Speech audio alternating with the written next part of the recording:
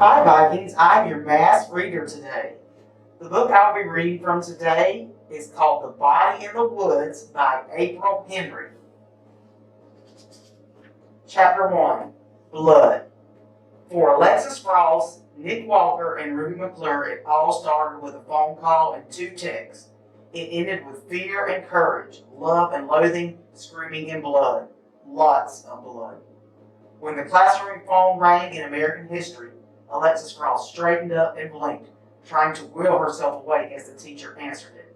She managed to yawn without opening her mouth, the cord stretching tight in her neck. Last night had been another hard one. Alexis, Miss Fairchild turned toward her. Yes? Her heart sped up. What was it this time? Possibilities were endless, none of them good. Could you come up here, please? Miss Fairchild was looking at Alexis as if she was seeing her in a new light. Had it finally happened?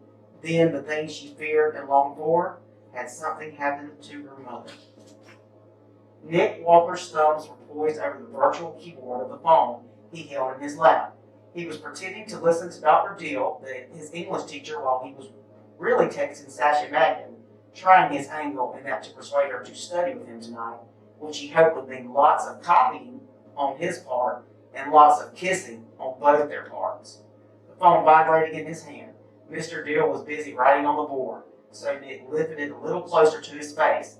It wasn't a reply from Sasha, but a message from his Portland Search and Rescue team leader. Search in Forest Park. Missing man. Meet time. 1500. His first saw her call out. He jumped to his feet. Nick? Mr. Deal turned and looked him over the top of his glasses. What is it? Mr. Deal had a lot of rules. He had already complained about Nick's habit of drawing, only Mr. Deal called it doodling in class. Nick held up his phone while he was pointing it at his other hands as if he had hired to demonstrate it. I'm with the Portland Search and Rescue, and we've been mobilized to find a man missing in Forest Park. I have to leave now. Okay, Mr. Deal said uncertainly.